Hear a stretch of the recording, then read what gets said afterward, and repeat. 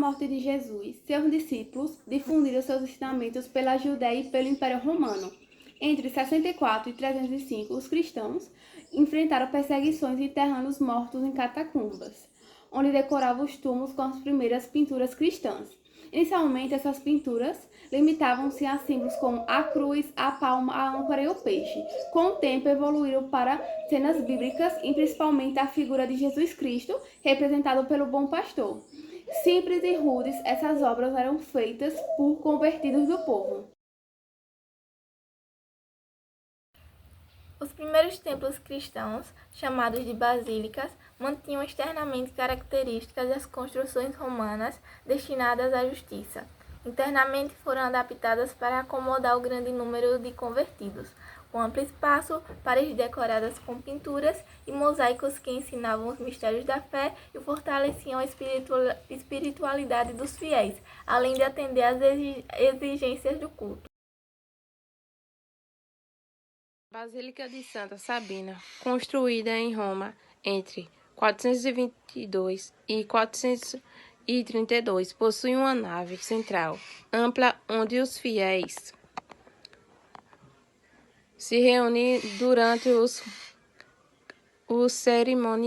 as cerimônias, e as laterais são limitadas por colunas com capitel coríntio e arcos romanos. E a nave central terminam em um arco triunfal separado do altar e o muro por um ábside e um espaço semicircular e o arco triunfal e o fato de ábside são decorados em pinturas retratam personagens e cenas históricas cristãs. Toda a arte cristã primitiva, inicialmente simples e tosca nas catatumbas, depois mais ricas e maduras nas primeiras Basílicas, pronunciou as mudanças que marcaram uma nova época na história da humanidade. A arte cristã que surgiu nas catatumbas da Roma não era feita pelas grandes artísticas romanas, mas simples artesãos. Por isso não é possível as mesmas qualidades artísticas da arte paga. No entanto, as pinturas das catatumbas já indicavam o comprometimento entre a arte e a doutrina cristã, que se tornava cada vez mais forte e se consolidaria na Idade Média. Bom, Roma. O aparecimento da cidade de Roma está envolto em lendas e mitos. Sabe-se, porém, que a formação do povo romano deveu-se principalmente aos gregos e etruscos, que ocupavam diferentes regiões da Itália. A arte romana, portanto, sofreu duas fortes influências: a da arte etrusca, popular e voltada à expressão da realidade vivida, e da grego-helenística, orientada para a expressão de uma ideia de beleza. Vamos lembrar bem, a influência da arte etrusca está na expressão realística. E da grega é a expressão de ideia de beleza.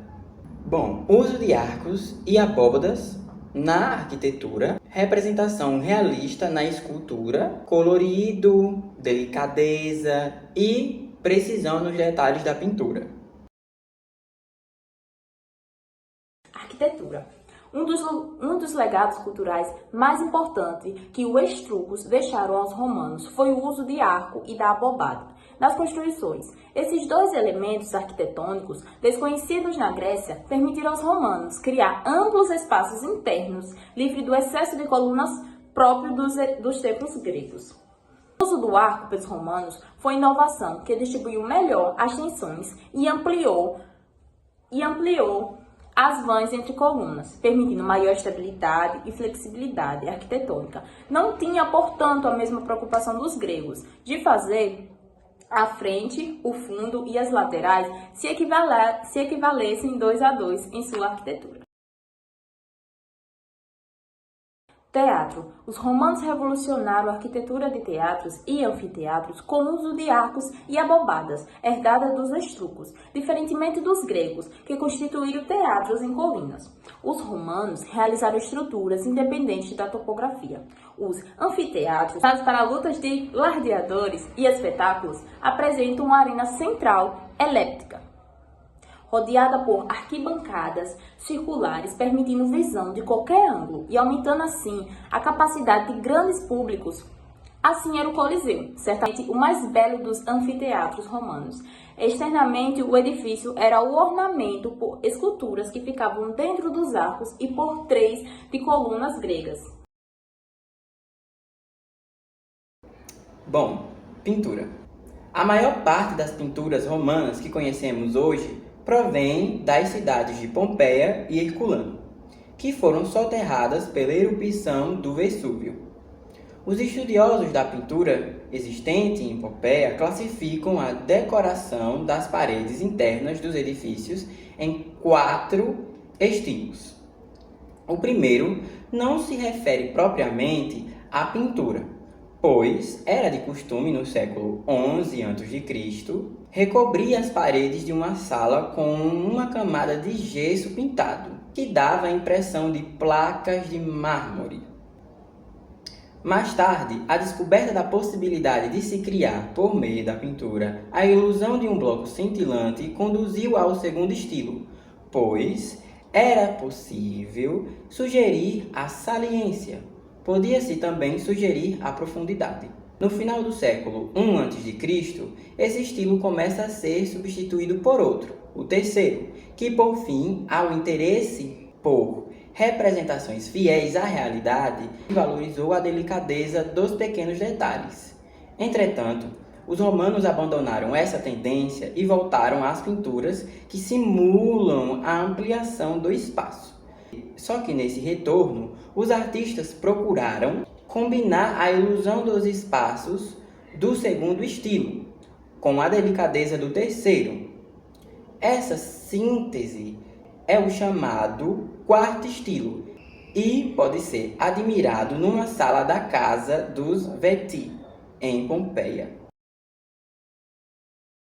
Os romanos eram admiradores da arte grega, mas por temperamento eram muito diferentes dos gregos.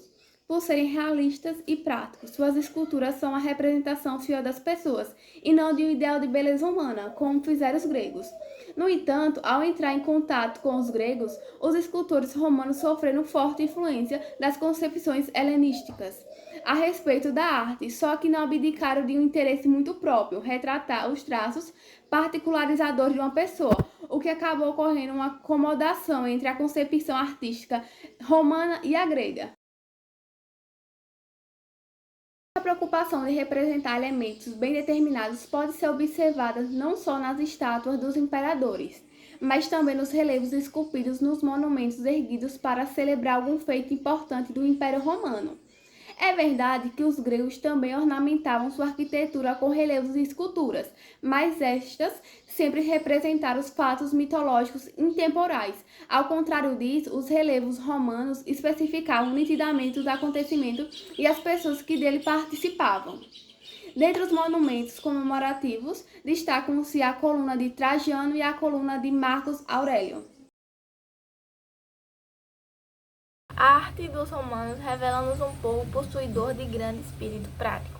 Por toda a parte em que estiveram, estabeleceram colônias, construíram casas, templos, ternas, arquedutos, mercados e edifícios governamentais. Foi realmente um império gigantesco. Depois das primeiras décadas do século III, os imperadores romanos começaram a enfrentar tanto lutas internas pelo poder, quanto a pressão dos povos bárbaros, que cada vez mais investiam contra as fronteiras do império. Por isso, as preocupações com as artes diminuíram e poucos monumentos foram realizados para o Estado. Era o começo da decadência do Império Romano, que no século V perde o domínio de seu vasto território do Ocidente para os invasores germânicos.